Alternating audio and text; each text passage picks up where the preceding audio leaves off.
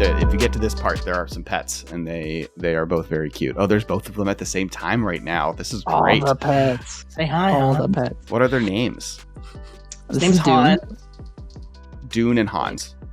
Doom. Yes. Doom like the game, and Hans like the name from Germany. Hans. Yes. llurgoyf. Yeah, nice. Yep. Nice. I didn't realize that, and I learned this in my Commander Legends sealed, and now I'm forgetting the card name. I have it on my phone.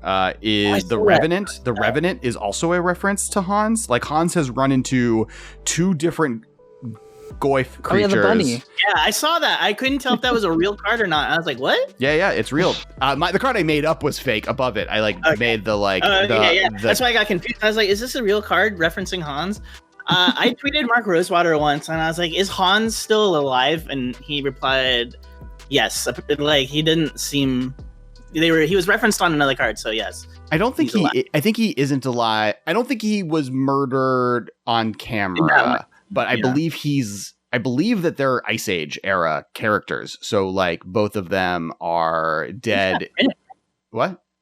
Didn't he just get printed? Yeah, but so did a bunch of characters. Like Kamal died 2,000 years ago in story, or if not older than that, right? Like some of these characters are 10,000 years old in canon. So I think like Hans, because like Ice Age was during it was the response to the Brothers War, which was before the Phyrexian invasion, which was 1,000 to 2,000 years ago. So like Hans is probably not alive. Right. But I don't know. Are we talking about Hans, the real good-looking guy with the beard, that guy? The Gruber. Unless Hans got his own spark. And yes, Hans could be an immortal planeswalker, or could have made a deal with a Goyf. Like he could be like someone brought up is like Hans actually like cursed or like is a Goyf that's like calling other Goyfs and he doesn't know. We don't know. This is all unknown information. But he has ran into two Goyf creatures and has lost two loved ones, his sister and a bunny rabbit, to a Revenant and a Goyf respectively, a llurgoyf. Make a star Goyf where star is your loyalty on a planeswalker you control. There you go. Ooh. Sick. You'd have to like pick the planeswalker somehow. It'd be like star +1, but then whatever. Same Goyf. Well, that's kind of rough because then if they kill the planeswalker, like it's just dead. So would it be enters with counters equal to the number? That's. Well, if it's still got +1 toughness, you still got the +1 toughness. You can still play it in your planes. Yeah, it could be exile a planeswalker in your graveyard. It just has power and toughness to whatever that planeswalker's starting loyalty is. Ooh. Yeah. Or convert a mana cost, or whatever you're really equal. If it was equal to the starting loyalty of a planeswalker on the battlefield or in your graveyard, that feels like a thing you could do, because then you could also like discard a giant. Like you could like discard a giant planeswalker and like cheat it kind of bigger. Like I don't know though. I like the idea. I like the idea because a Goyf is meant to be variable, right? It's not supposed to be something that can be 0/0. Like it can die. Many Goyfs have died when something went to 0. The problem is that it has to be in your graveyard. So how do you, like, maybe it's just like total starting loyalties of all planeswalkers in your graveyard. Like how many times you're gonna have like it'll be like really good in tribal decks, but then make it cost like 6 and just be like a big thing that only, I don't know. It's going to be hard. So if it costs 6, if it costs 6, it's a bad card. You can't. Well, I mean, it depends. If you have like 4 planeswalkers in your graveyard, that's a 20/20.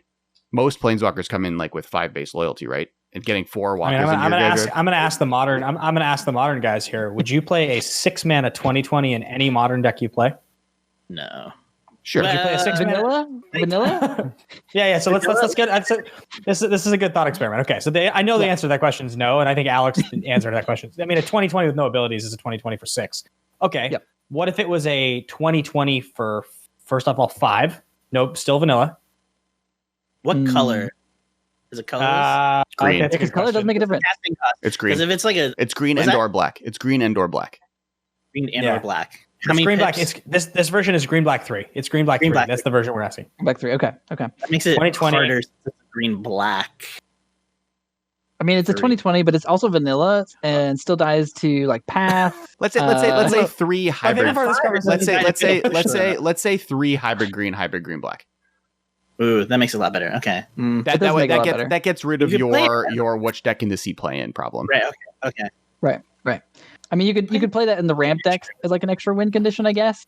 I don't know that they need it or would want it there. Currently, this card, a 3 green black flying, has power and toughness equal to how many cards are in all graveyards exist in Modern and see 0 play. Yep.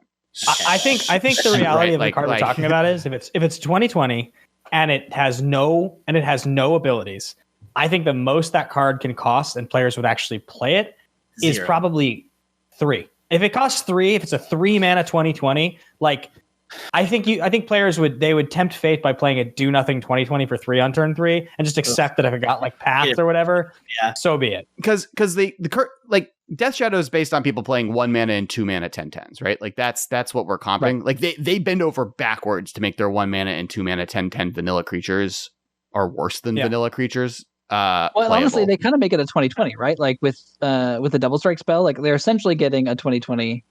Even like Scourge of the Skyclave, if they're playing Battle Rage for sure, right? That's what the Scourge of the Skyclave is the 2-drop. Like 1-drop is Sorry, Death Shadow decks are playing a 1 and 2 drop that are ostensibly 10/10s ish or better for 1 and 2 mana, and they bend over backwards for those cards. So. There might be a show if it cost 3, but I think you'd have to put it in something that makes it unblockable or evasive, and you'd have to find a way. I think a 3-drop 2020 vanilla would see play. I think a 4-drop 2020 vanilla is maybe borderline. What's that big one? Not in this Modern. No way in this Modern. Think about that. That's a 4-mana card that's going to get bounced by the minus ability on Time Raveler. Like, it's just such a waste of a turn. Like, it just does nothing. Well, but if you're able to protect it, and get in with it, you win. Right? Like it's a I win combo. So if you a 4-drop that if you untap with, you win no matter what. If your deck is built around it, is pretty good. Like people play 4-drops of that level. That like, oh, if you interact with this, yes, I don't win by casting this 4-drop. Yeah, I mean, it is interesting to think about. The idea that we've just assigned 2020.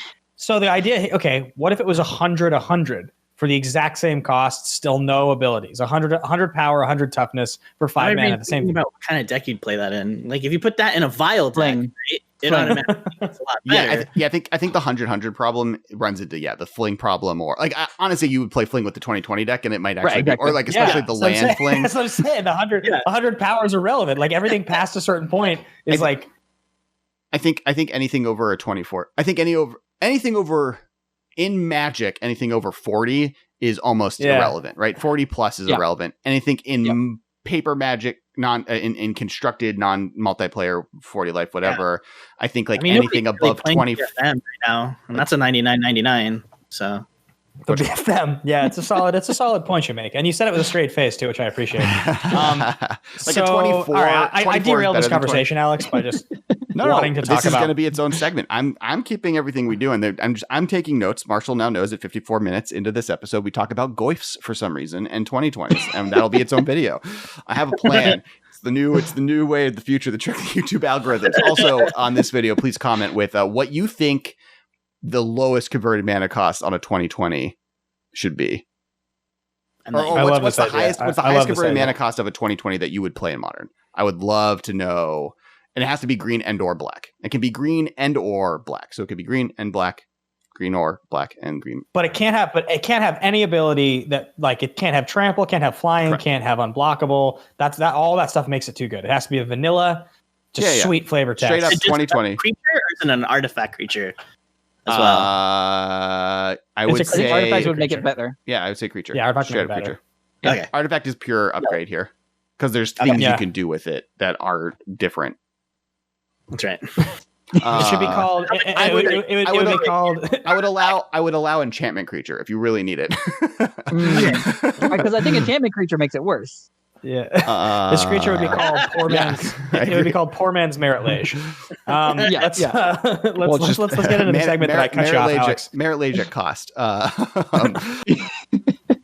Last section before we get into the last conversation I want to have tonight with our wonderful guests, I do want to do a few shout outs. Thank you to our patrons. Thank you to the House of Modern. Thank you for all the support you guys give there. It's how this podcast happens. We salute you. Pinkies up.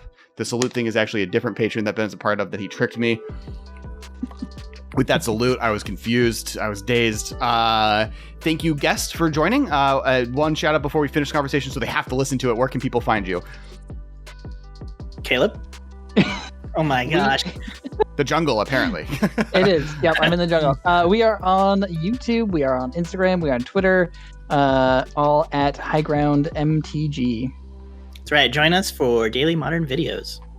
And make sure to follow us at the MMCast on all social media, and me personally at Cass Wiley on all social media, and Ben Bateman Media on all social media, except for Twitch, where he's Ben Bateman streaming. Ben Bateman streaming. You guys can find me at Ben Bateman streaming. Please hit that like and subscribe button right now, and also check out every Monday night at 7:30 p.m. We do Commander live streams on Twitch and on YouTube again, so we're both places. We decided to just bring it back to what we were doing before. So just stay tuned. It's great, and we have a lot of fun.